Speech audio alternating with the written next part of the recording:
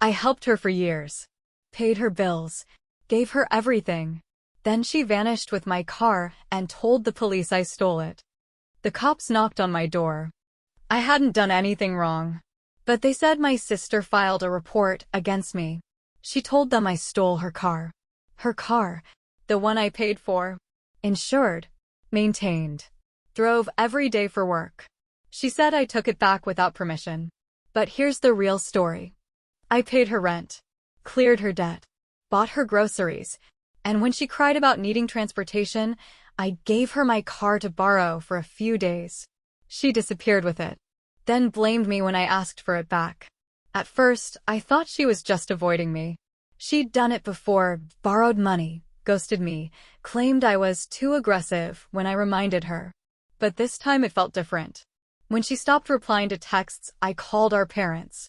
They said she told them I gifted the car to her. That I was just changing my mind. I couldn't believe it. I didn't want drama. I just wanted my car back. So I went the legal route. Filed a non-emergency report, gave them my title, and explained everything. That same night, 2 officers came to my place. But instead of helping, they said I was being accused of harassment. Turns out, she filed first. And that's when I understood. She wasn't in trouble. She wasn't scared. She was playing me. And this time, she'd dragged the law into it. It didn't start with the car. The car was just the final straw. My sister had been using me for years. I just didn't want to admit it. Rent, bills, emergency vet visits. She always had a reason. Always had a crisis. And I always showed up. Our parents praised me for it. Said I was being the stable one. But they never once asked her to take accountability. So I became the fallback plan. The walking wallet. The fixer.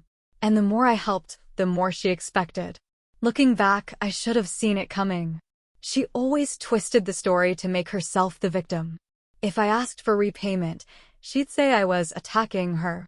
If I said no, she'd claim I was abandoning family. She played that line perfectly, just enough guilt to keep me quiet. But this time, it wasn't just manipulation. It was strategy. Because when the police came to my door, they already had screenshots of my messages. Cropped, twisted, out of context. She'd been building a case behind my back. She made it look like I was controlling, obsessive, threatening. She even claimed I'd tried to take the car by force. The worst part? She'd been planning it the whole time. The cry for help, the rent, the fake tears, all of it was just a setup. She wanted the car, wanted my help, then wanted me out of the way. And the second I became inconvenient, she tried to turn me into the bad guy. That night, I didn't sleep. I wasn't angry. I wasn't sad. I was in shock. Because it finally hit me. This wasn't about a car. This was about power. And she thought she had all of it. But I wasn't about to let her win that easy. After that night, I knew I had to protect myself. I wasn't just dealing with a sibling argument anymore. This was a full-on setup. So I started gathering everything. Receipts, texts, bank transfers, even old emails where she'd begged for help. I organized them by date, saved them to a private folder. Not for revenge. For survival. Because if she was willing to involve the police, who knows what she'd try next? And then I found it. A notification from my credit monitoring app. New activity under my name. A car repair shop. Over $2,400. Billed to an account linked to my identity. I didn't understand. I called the shop. Told them I hadn't been there. They said the car was registered in my name. And the woman who brought it in? She said she was handling it for her brother. My stomach dropped. She used the car. Crashed it. Then gave my name to get it fixed. And let me take the hit, again. She didn't just steal my car. She hijacked my identity. And made it look like I was the one being careless. So I reached out to my insurance company. Filed a fraud alert. They were shocked. Said the situation was high risk.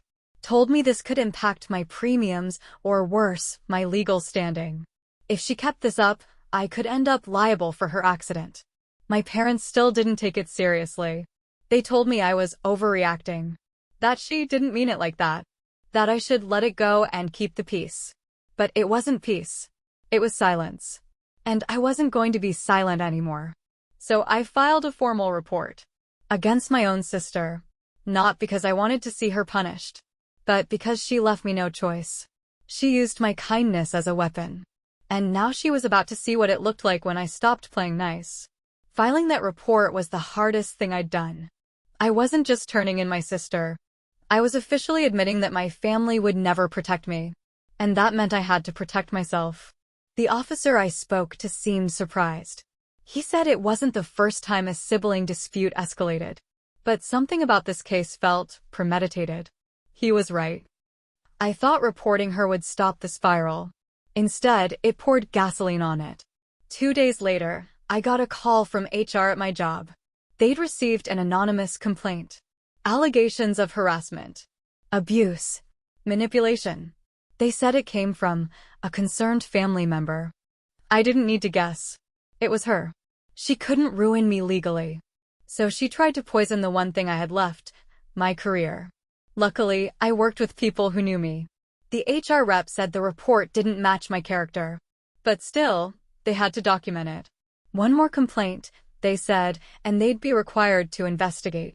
Even a lie, repeated enough times, can leave a stain. And my sister knew that. She wasn't trying to win. She was trying to wear me down. My parents called again. Told me I was escalating. Told me to be the bigger person. Said she was going through a lot. I asked if they even cared what she was doing to me. They didn't answer. That silence said everything. So I stopped trying to explain myself. Stopped defending. And started preparing. I got legal advice. Tightened my accounts. Filed fraud protections. Notified my landlord. Changed my locks. I knew this wasn't just drama anymore. It was war.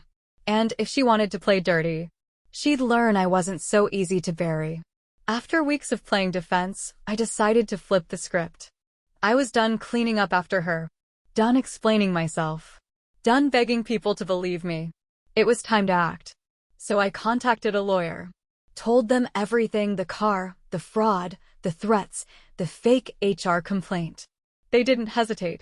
They said what she did wasn't just petty. It was criminal. We built a case. Documented everything. Created a timeline of every incident, every message, every transaction, every lie. And then I did something I never thought I'd do. I sent her a formal cease and desist. She didn't respond directly. But my parents called within hours. They said I was destroying the family. That I was taking things too far. That I should be grateful she wasn't pressing charges. That one almost made me laugh. Grateful? She stole from me. Lied about me. Tried to ruin my job. And I was supposed to be thankful she hadn't gone further? Unbelievable. The next day, I got a voicemail. From her. Her tone had changed. She wasn't crying. She wasn't angry. She sounded scared. She said I'd blindsided her. Said I was making her look like the bad guy. Said she didn't think I'd actually fight back. And that's when I knew. She never expected me to stand up for myself.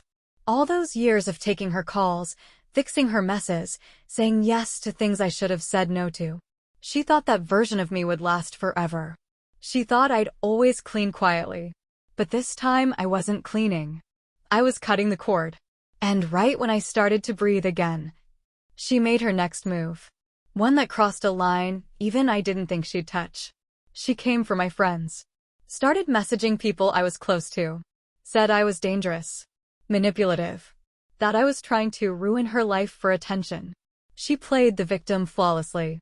And some of them believed her. Or at least, started asking questions. That hurt more than anything else. Because it proved her poison was spreading. But it also showed me who really stood with me. And who never did. Losing the car was one thing. Losing trust at work? Worse. But losing people I thought were real friends? That cut deep. She didn't need to prove anything. Just planted seeds. Messaged them late at night. Hinted at things I'd done. Said she was worried about me, as if I were the unstable one. And the worst part? Some of them believed her. They didn't ask for my side. They just pulled away. Quietly. Conveniently. like I was contagious. At first, I felt humiliated. Then I felt angry. But after that, I felt clear. Because when someone tries to destroy your name and people disappear without even asking questions, you realize how many of them were just standing next to you, not with you. And I was done begging people to stand still. I stayed quiet. Let her talk. Because I knew something she didn't. The truth doesn't need to shout. It just needs time. And she was talking so much, so loudly, to so many people. Eventually, she slipped. One of the people she messaged? A friend of mine who knew how she operated. They sent me screenshots. She contradicted herself. Said I abandoned her, but also wouldn't leave her alone. Said I never helped her, but also held money over her head. She was unraveling. And people were noticing. That's when things shifted. Someone I hadn't heard from in weeks reached out. Said they'd started having doubts. Said her story didn't add up. They asked for my version. For the first time, someone actually wanted to hear me. So I told it. Not emotionally. Not defensively. Just, truthfully. No drama. Just facts. And when I finished, they said something I'll never forget. Why didn't you say something earlier? I had. No one listened. Until now. After that, more people came forward. People I didn't even realize she'd lied to. One by one, they asked questions. Compared stories. Started putting the pieces together. She'd burned so many bridges trying to isolate me. She didn't realize she was also setting herself on fire. By the end of that week, 3 people she'd turned against me blocked her and sent me apologies. I didn't gloat. I didn't say, I told you so. I just thanked them for finally seeing it. Because in that moment, I understood. I didn't lose friends. I lost illusions. She'd been careful, calculated, manipulative in a way that was hard to trace. But eventually, even the best liars forget who they lied to. And that's when things fall apart. Her mistake started with a single message. She sent it to the wrong person. A mutual contact, neutral until now. It was meant for someone she thought still believed her. In it, she bragged about how easy it was to control the story. Said she was winning. Said I couldn't touch her. She even admitted the police report was exaggerated, just meant to keep me in check. That message got forwarded to me within minutes. I didn't react. Didn't post it. Didn't send it to our parents. I forwarded it to my lawyer. They replied in under 10 minutes. That message changed everything. Because now, it wasn't just he said she said. It was evidence of intent. Proof that she'd fabricated a police report. And used it as leverage. That legally was a problem. From that point on, everything moved faster. My lawyer filed an official motion to escalate the complaint. What was a civil issue before now had potential criminal weight. Falsifying police statements. Malicious defamation. Fraud. They advised me not to contact her directly. Let the legal side speak for me now. And that was the best advice I ever took. Because when someone's used to controlling you with emotion, silence scares them more than anything. Within days, she tried calling me. Then texting. Then voice notes, fast, messy, panicked. Said she wanted to talk. Said this had gone too far. Said she was willing to drop everything if I just stopped. But I didn't start this. She did. And now she was facing the cost of her own game. The last voicemail she left was different. No panic. No blame. Just silence, followed by tears. I didn't respond. Not out of revenge. Out of self-respect. I wasn't cruel. I just refused to let her rewrite the ending one more time. Because this wasn't about punishment anymore. It was about freedom. And I was closer to it than ever before. The message she accidentally sent didn't just reach me. It kept moving. Someone else forwarded it. Then another. And within a week, the people she'd turned against me started turning on her. They realized she hadn't just lied to me. She'd lied to everyone. She told different versions of the story to different people. Changed timelines. Switched roles. Made herself the victim in one chat, the misunderstood sister in another, and the concerned whistleblower at work. But eventually, people started comparing notes. And when they did, nothing matched. One of the people she confided in reached out to me. They'd cut contact with her after she tried to get them involved in her fake story. They said she'd asked them to testify if things got legal. They refused. And that's when she turned on them too. Told others they were lying for me. That they were covering up abuse. It was the same pattern over and over. And this time, she was using it on the very people who once defended her. Then it hit me. She didn't know how to stop. Even when cornered, even when exposed. She just kept spinning. Because that's all she knew how to do. Manipulate. Divide. Distract. But eventually, even the best manipulators run out of space. And when that happens, they collapse under their own weight. A few days later, I got a message from my old manager. The one from a previous job, someone I hadn't spoken to in years. They said she'd reached out to them. Tried to warn them about me. She claimed I had a history of emotional instability. That they should be careful if I ever applied there again. She wasn't just trying to ruin my present. She was trying to destroy my future. But this time, it backfired completely. That manager forwarded the message to me. Said it sounded off. Said they wanted to give me a heads up. And then they added something I didn't expect. They said I had every right to take legal action. And if I did, they'd back me up. That changed everything. Because now, people were speaking up for me without me even asking. I didn't have to prove who she was anymore. She was doing it herself. And the final crack? My parents. They called me. This time, not to defend her, but to ask what was really going on. Apparently, she'd gone too far even for them. Tried to pull money from an account that wasn't hers. Used their names in one of her stories. Got caught lying to them, about me, about work, about the car. They finally saw it. Too late. But they saw it. I didn't say, I told you so. Didn't gloat. Just told them the truth. The same truth I'd been telling since the beginning. The one no one wanted to hear until now. For the first time in years, I felt quiet. Not silence, not the kind she used to force when she needed to stay in control. But real quiet. No panic texts. No fake emergencies. No guilt-laced calls from family asking me to fix it. Just space. And breath. And clarity. She had finally run out of moves. And I finally had mine. The legal process took time. But it worked. With evidence of her lies, the fraud reports, and witness statements, we were able to shut it all down. She dropped the police complaint. Closed the false HR report. Was issued a formal warning for filing fraudulent claims. No, she didn't go to jail. That was never the goal. All I wanted was separation. Peace. Distance. And now I had it. She tried to reach out once after everything settled. Not with threats. Not even with tears. Just a message that said she didn't expect me to go that far. As if setting boundaries was some act of war. But by then, I didn't owe her a reaction. Because when you've spent years living in someone else's chaos, sometimes the loudest response is silence. I changed my number. Moved to a new place. Got promoted at work, something I didn't even know was in the pipeline. And for the first time, I didn't have to apologize for my success. Didn't have to share it. Explain it. Defend it. I just lived it. And it felt incredible.